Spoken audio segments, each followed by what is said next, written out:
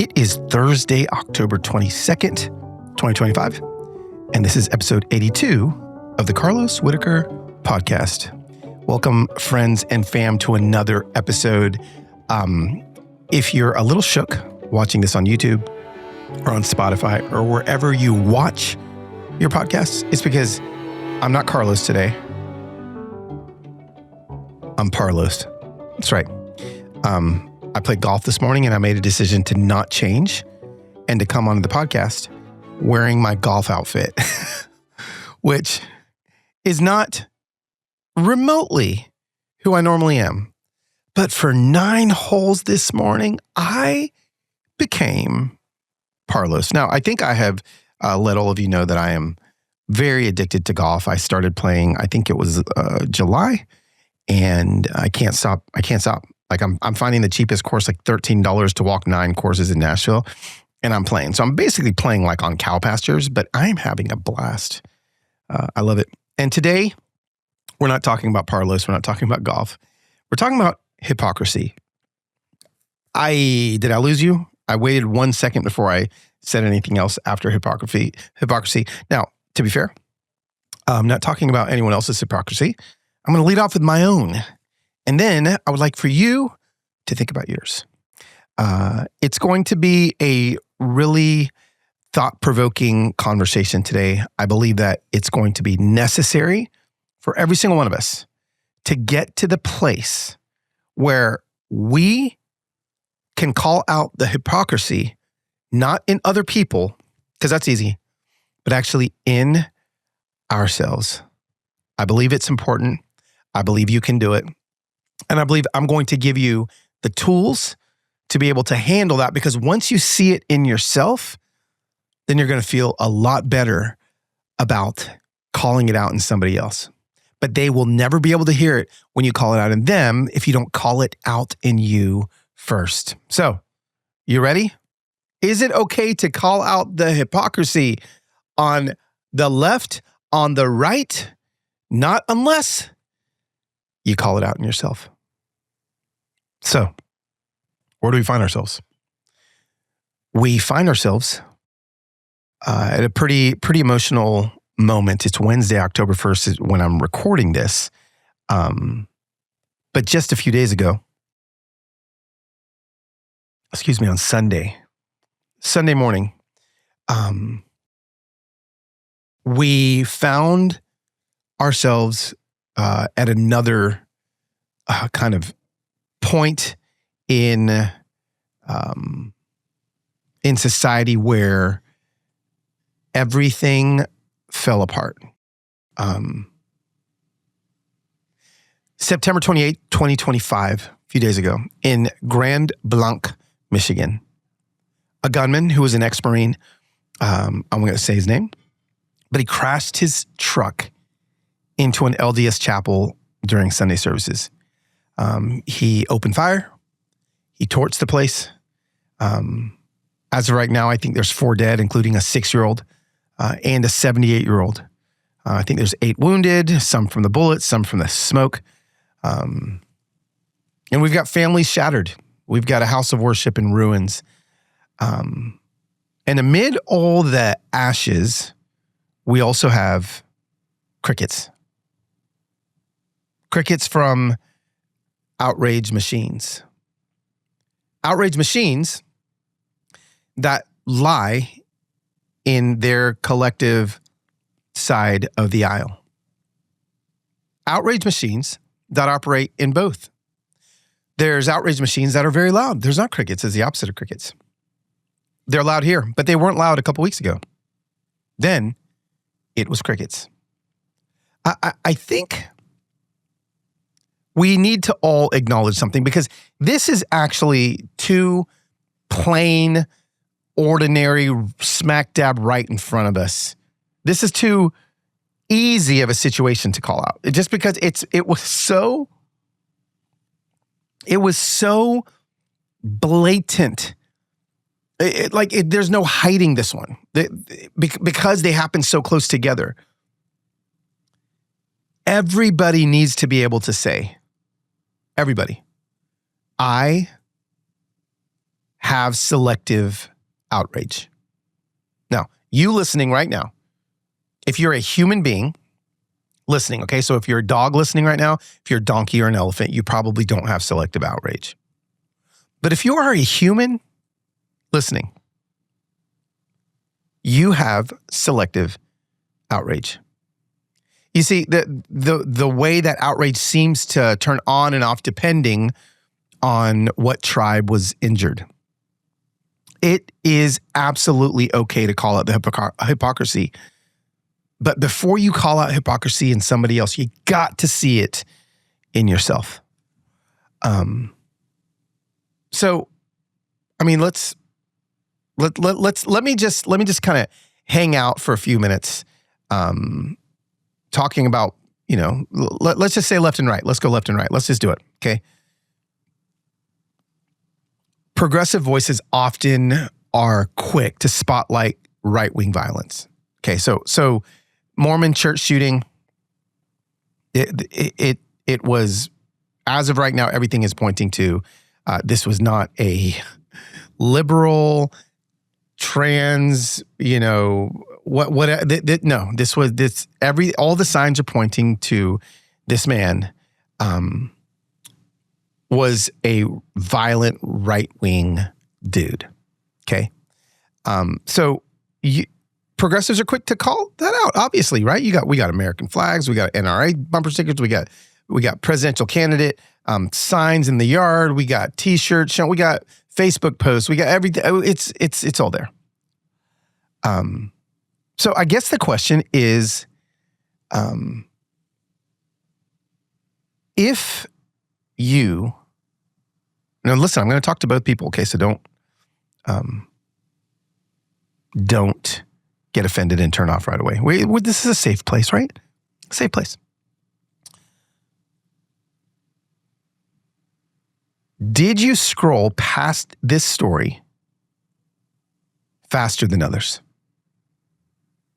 I want you to ask that question to yourself. The Mormon church shooting. Did you scroll faster than others? And did you spend the beginning of your emotions? Okay, so your emotions, I mean, they're literally like dollars, right? You only have so much and you can only spend so much. Did you spend those emotions in that time searching for who it was that did this so that you knew how to respond? Was it going to matter as you were searching to see who did this, how you responded?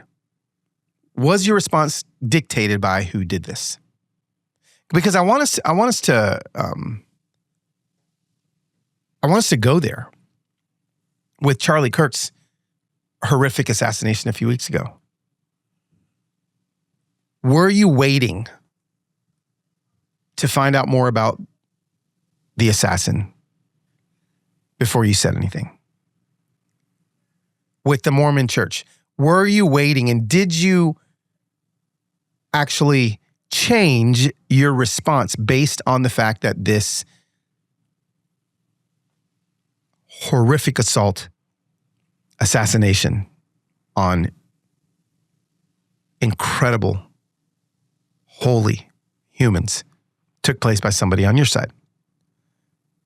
Like, we were wired, all of us, we have to understand this. We were wired for tribes. Okay? We were wired for that. We've turned into like a me society, but we're really a we society. Even as individualistic as we find our society, even with all of these cell phones with cameras pointing straight at our pie holes, even with, everything being about me. There's full-time jobs for people that are just influencers. Even with this me society, ingrained in the humanity of all of us is still a we. And everybody wants to belong. Did you know 3 out of 4 U.S. homes have toxic chemicals in their tap water? Like, even though contaminated water looks clear, it could put you at risk for devastating health concerns, including fatigue, hormone disruption. I ain't got time for no hormone disruption, cognitive decline, even cancer. Now listen, what is the solution? It's AquaTrue. AquaTrue is the countertop water purifier tested and certified to remove 84 contaminants. 84. Not 83, but 84. Okay, it is a patented 4-stage reverse osmosis system, and it goes way beyond your ordinary filters. AquaTrue has been featured in Business Insider, Popular Science, and named Best Countertop Water Filter by Good Housekeeping and by Carlos and Heather Whittaker, because there's one sitting on my countertop in my kitchen right now. So listen, join 98% of customers who say their drinking water is cleaner, safer, and healthier. Go to AquaTrue.com now for 20% off your purifier using promo code HUMANHOPE. AquaTrue even comes with a 30-day money-back best taste in water guarantee. That's AquaTrue.com, AquaTru.com, promo code HUMANHOPE.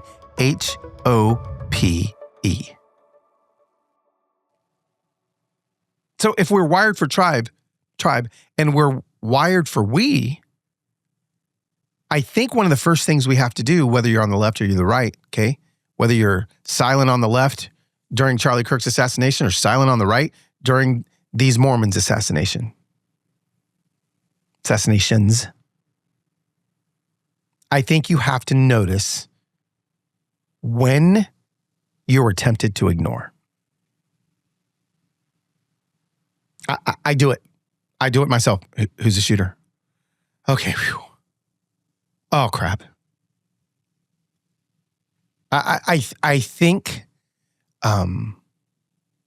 it's important for us to just look at the feeds right now, because they're not erased. It hasn't been too long. It's Wednesday, October 1st, so it's only been 3 days. So if you listen to this in a few years later, I don't know when you're listening to this, months later, this is probably going to be gone. But if you're listening to it right now, I want you to go. Because again, you had like the left silence during the Charlie Kirk assassination and the week following, right? Literally. And then they, some voices started speaking out. But then you had the right was very loud, obviously, right? One of theirs. And they were very loud because everything, oh man, it was so easy to be able to be loud because, I mean, look, like, literally, the narrative fit exactly what they've been yelling about for decades. But this is what I want you to see. This is it's right here. I want you to go see the amount of posts that whoever your favorite conservative commentator was online. Okay, so it could be on, Instagram, X, wherever, podcasters. Look at the amount of content that they produced based on when someone from the quote unquote other side did this to one of theirs. Verse, it's only been 3 days now, but just take a look. I just did it right now.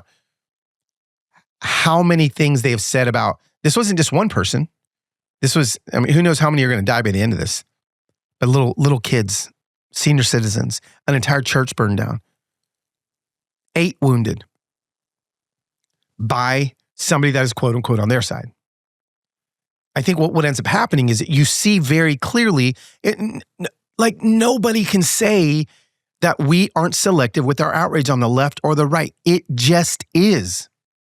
So like, I think what I want is instead of people just playing I'm just going to get loud during this time and then I'm just not going to say anything during this because I really don't have anything to say because now I got to talk about something completely different. So I'm just going to get loud when it's the enemy, quote unquote.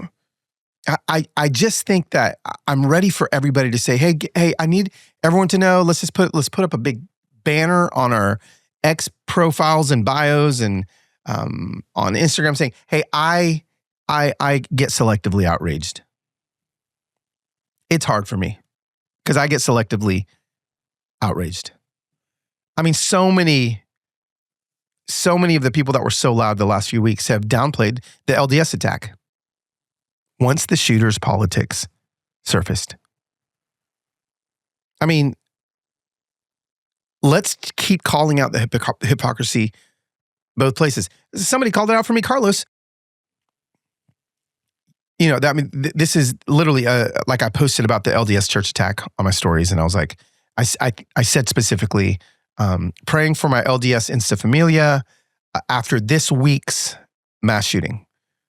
Not even thinking when I typed this week's, but I was like, oh my gosh, I had to say this week's because this is weekly. And somebody straight up came in that should call out my hypocrisy. Carlos, you didn't post anything about Charlie Kirk. But I did. Here's the problem with socials. Unless you're checking that person's feed 24/7, you may miss some stuff. I actually posted about Charlie faster than I posted about the LDS. But people are looking for the hypocrisy. I think what is beneficial is if we can call out the hypocrisy in ourselves. Did I talk as much as I probably would have had it been a different person? If it wasn't Charlie Kirk, would I have talked about it differently? Did I talk about it differently in 2020 when it was Ahmaud Arbery? Yeah, I did. Carlos, you hypocrite. It's okay. There's hypocrisy in all of us that I think is important that we call out. And it's growing. And it's even growing to be able to say, but you know what? I will be selective because I'm human and it is hard. It is hard to practice what I preach. Don't stand on issues, walk with people. You know, even my podcast that I did last week, I mean, I had some people mad that I would talk kindly about Charlie Kirk, about my bump into him incident at the Democratic National Convention. Carlos, you humanized him. He wasn't and I'm like, well, yes, he was. We're getting to a place where I do believe it's going to have to flip. The selective outrage is going to have to flip. We're going to have to get back to being human again. We were forced for a few months, weeks, to care about everybody at the beginning of the COVID. I don't even want to say it out loud because it's like a cuss word. Do you remember? There was a few weeks, maybe 10 days, where the entire planet was like, oh my gosh, we got to get through this planet. Let's link arms. And I was like, look at this. It's beautiful.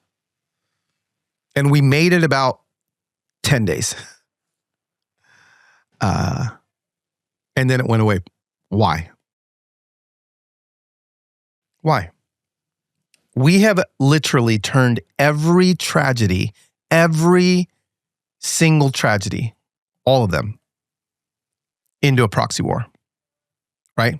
Like we've turned every tragedy, every single one, into a proxy war. It's funny. I mean, like on Fox News, right? So it's conservative news station. Jessica Tarlov literally said the hypocrisy is outstanding when your side's the shooter. And then, you know, I was looking at like evangelicals on X. They were more fired up about Mormons aren't real Christians than literally the body count. They were more concerned that people were calling it a Christian church.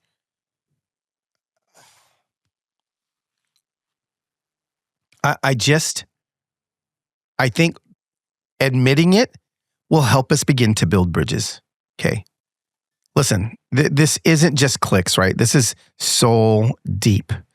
Okay. Like the shooter at the LDS church, like literally had unhinged rants on Mormons. Okay. Unhinged. So what do? I think we admit it. Okay. We admit that victims have become background noise because we're trying to score points. I think if we go back, what was it? Did I talk about Nineveh last week, or was that just on my 15-minute rant about Charlie Kirk. I can't remember, but basically Jonah didn't want Nineveh spared. Okay, Jonah, the prophet, did not want Nineveh. Was like nasty, bro. I mean, they were going to H-E double hockey sticks. He did not want Nineveh spared, but God did it anyway. So the human didn't want the enemy spared, but God did anyway. What would it look like if we practiced that universal compassion? I just think that I've got to practice it. I have to look every single day and go, okay, who am I dehumanizing? Who am I scrolling past because it doesn't fit what makes me comfortable? We'll say it this way: selective rage is just another form of dehumanization. I have been guilty of scrolling past tragedies faster than others. I've been guilty. So what do I do? How can I do this? What do we do? I mean, here's the challenge. What if you amplified a story with whatever small megaphone you have, and the megaphone you have is this phone in your hands? What if you amplified a story that was outside of your bubble? What if you did that this week? You got your bubble, you got your we, you got your tribe. What if you amplified a story? I'm not saying a tragic story, just a story in general, outside of your bubble this week. Donate, pray, speak up, all these things. I think what's going to happen is we can move from anger. A lot of it's righteous anger, to honesty. Okay, so I'm angry about this, but I'm honest that I'm only angry at this and I'm not angry at this. Once you're honest, then you move to empathy. And then once you show empathy, you can have a little bit of hope. So how can you do that this week? I think the miracle isn't on one side getting louder. It's in all of us refusing to stay quiet when any human life is taken. Get loud for humans. Get loud for humanity. I mean, I don't know. What do you think? If that is difficult for you, maybe, just maybe, that is the exact thing that you need to be working on this week. Selective outrage. It's okay to call out hypocrisy in the other side, but only first when you call it out in yourself. That wasn't very comfortable, was it? Hey, listen, it's why we're here. I wanted to have that conversation. I'm actually pretty freaking excited because I am turning in my next book tomorrow morning, actually tonight at midnight. So that's coming. That's pretty cool. But what else is coming is another episode of the Carlos Whittaker podcast next week. So listen, friends, hey, follow the podcast, share the podcast. The more people that listen to the podcast, the more podcasts I can do. I'm so grateful that you're here, and we'll see you next week on another episode of the Carlos Whittaker podcast.